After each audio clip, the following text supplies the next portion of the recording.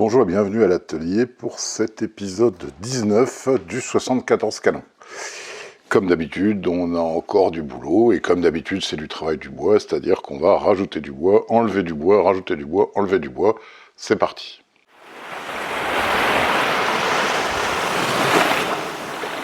On va commencer par poser les plabords. Alors, les puristes, beaucoup plus expérimentés que moi, vu que c'est mon premier vaisseau, j'ai jamais fait ça avant, et puis plus talentueux que moi aussi, critiqueront sans doute le manque total de méthode dans ce que je fais. En effet, ce que je fais, c'est que je regarde des plans, je les étudie, je fais des dessins vectoriels s'il y a besoin, sur des trucs c'est le truc qui me plaît au moment où je me mets dessus, quoi. Alors des fois, faut défaire des trucs, faut en refaire, bon c'est un peu l'anarchie, mais ça me permet moi de voir au fur et à mesure mon travail aboutir à des choses quand même pas mal. Donc là on va faire les plabords. Et ça va nous permettre aussi de rectifier un truc, c'est qu'ici c'est pas droit, et là c'est pas droit, donc on va faire des plabords plus ou moins grands. C'est parti.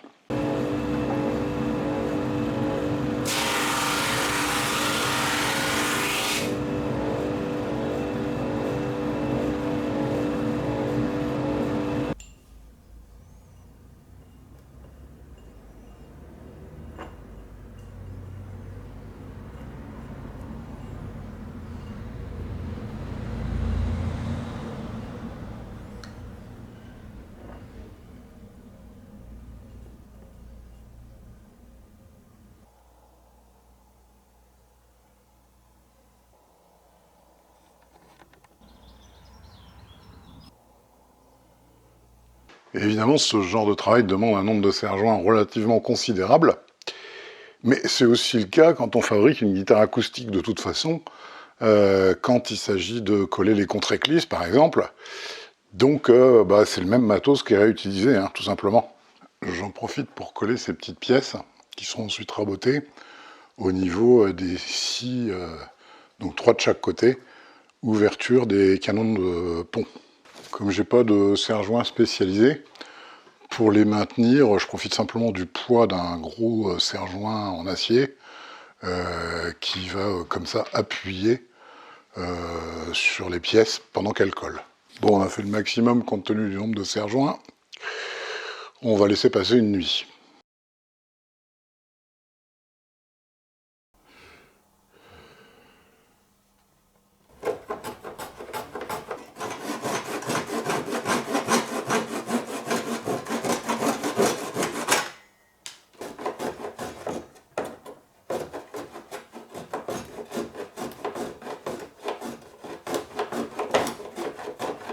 Tracer la forme du plat-bord sur la planche, on va utiliser mon célèbre crayon magique. En gros, c'est un crayon normal que j'ai coupé à 45 degrés et que j'ai remonté avec un point de super-glue, ce qui permet d'aller faire des marquages dans des endroits un petit peu plus compliqués, comme ici.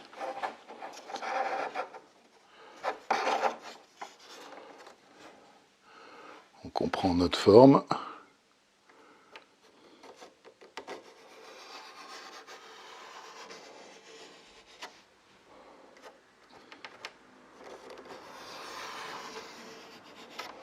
Et on marque. On mesure. Là on est à 10,1. Et on repositionne notre forme.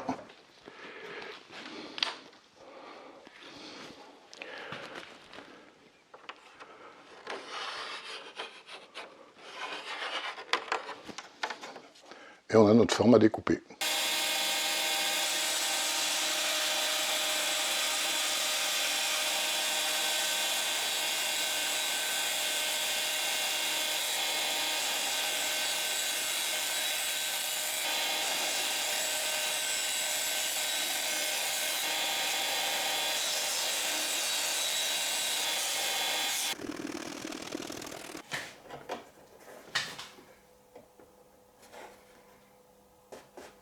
En dehors de l'esthétique, à quoi ça sert à l'affûtage d'avoir un miroir du côté plat opposé au biseau?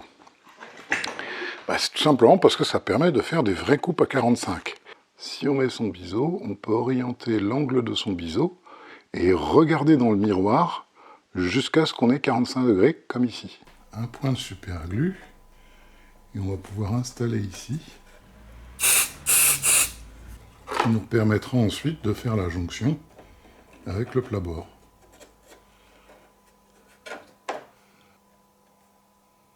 Un coup de rabot pour le mettre aux bonnes dimensions.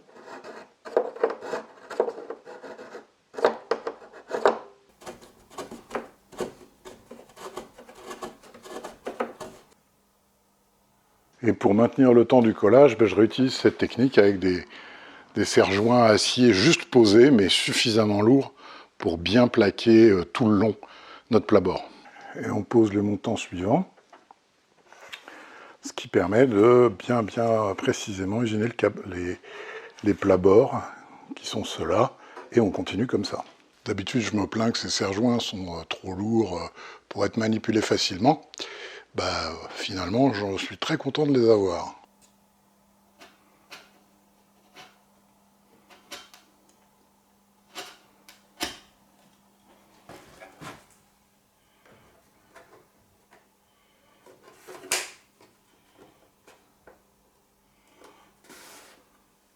Ça fait plaisir de voir que la structure de la coque tient vraiment bien, parce que là, commence à y avoir vraiment du poids, quoi.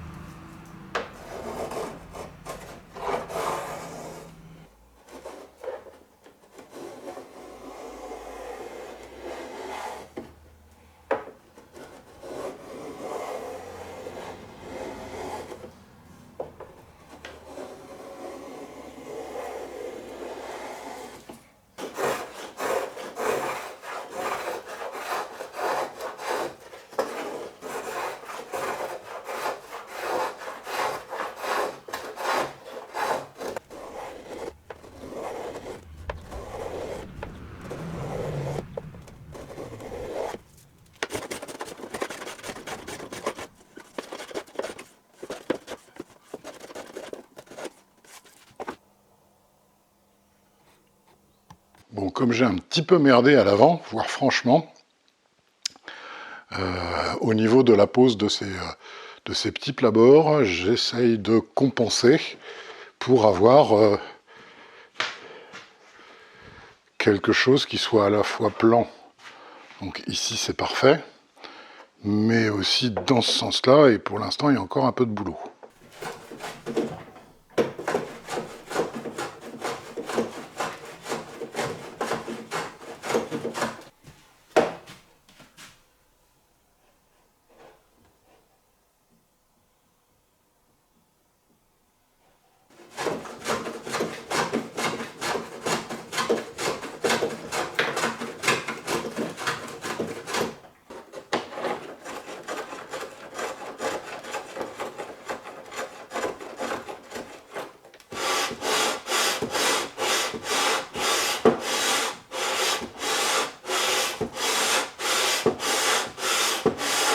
Voilà, j'ai compensé mon erreur. On a un truc plat. J'ai mis des cales, enfin tout ce que j'avais comme poirier pour essayer de redéfinir une surface parfaitement plane.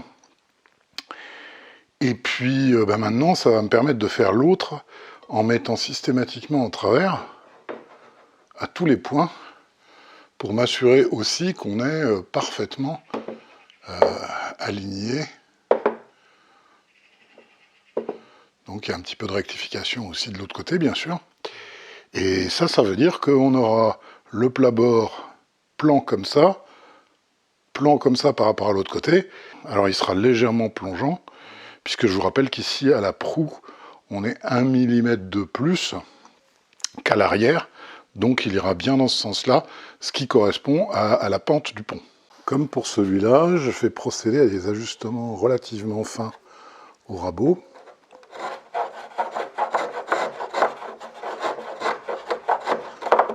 En vérifiant sans arrêt comment on se positionne ici.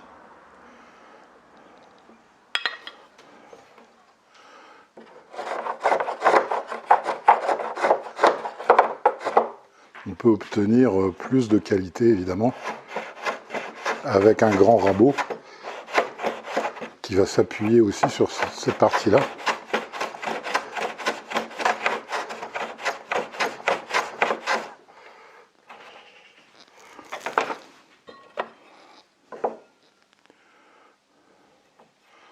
On n'y est pas encore, un petit peu de plus.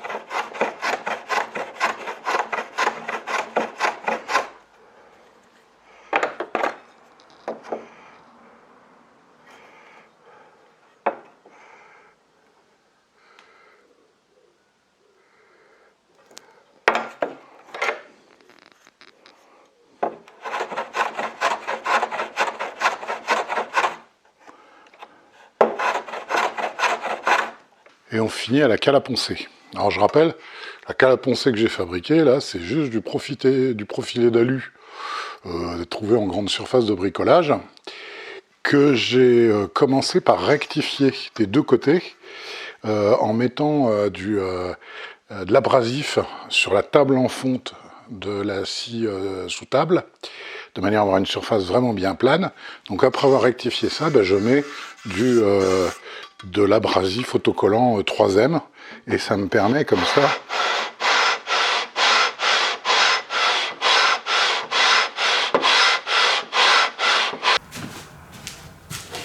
on est bien horizontal et on n'a pas de roc. Ceux qui posent des frettes connaissent le truc. Et on n'a pas non plus d'interstice en dessous. Et dans l'autre sens, à tous les points, on est plan.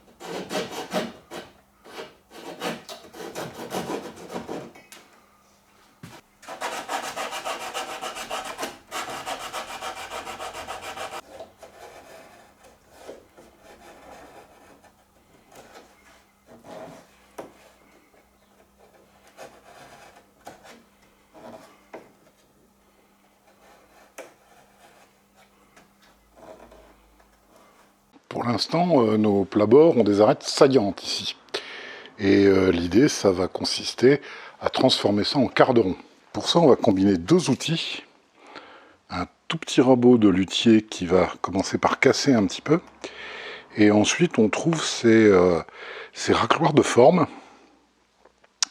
Et on va pouvoir utiliser, par exemple, cette forme-là, ici. Cette forme-là pour finir le quart de rond. Il existe pour des pièces plus importantes d'autres racloirs, bien sûr.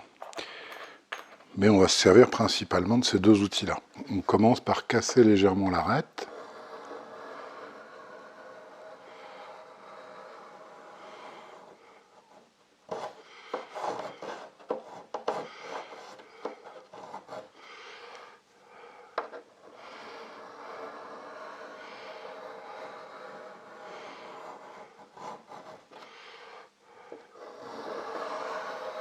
Comme ça. Et ensuite, on y va au racloir.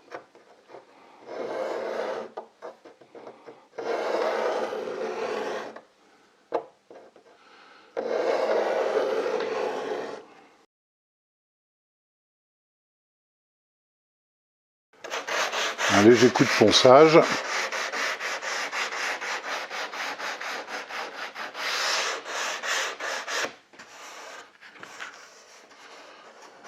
Et on a notre forme.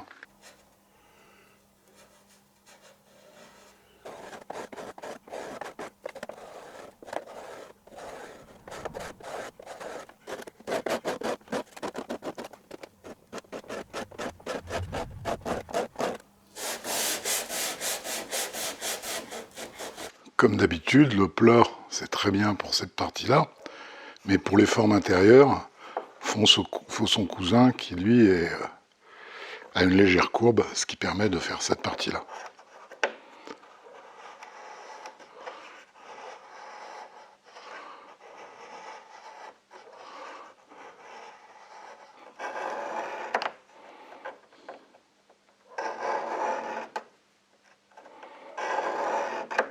Pour voir ce que ça donnerait, j'ai mis un bordage. Voilà la silhouette de notre vaisseau. On va pouvoir maintenant commencer à faire des trous.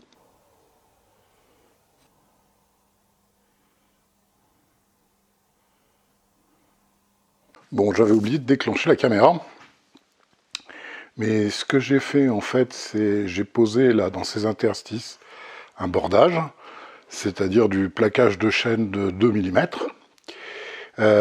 Et puis j'ai utilisé en fait du plaquage de poirier pour faire les deux montants, si bien que ça donne un aspect nettement mieux fini. Hein. Après ponçage, ce sera vraiment clean. Et ça correspond donc à cette partie-là. Je l'ai fait bien sûr de l'autre côté, et toujours avec du plaquage de poirier de 1 mm. J'ai découpé en fait des deux montants de ce côté et de ce côté qui cachent un peu la misère et suivent la forme de la courbe et font la jonction avec les plabords avant. Donc là, on a vraiment un truc qui est au petit ponçage près, clean pour la suite des opérations. Et il me reste bien sûr à brancher l'aspirateur parce que il y a du copeaux. Bon, on va s'arrêter là pour ce petit épisode d'été, avant d'attaquer la prochaine fois l'usine, parce qu'il va falloir faire des trous carrés dans ce vaisseau, et il y a évidemment les 74 sabords, plus 6 lucarnes, ça nous fait 80 trous carrés à faire, et donc on se retrouve la prochaine fois. Vous ne raterez pas cet épisode, puisque vous êtes abonné, donc il n'y a aucun souci. Bonne fin de vacances pour ceux qui sont en vacances, et à la prochaine fois.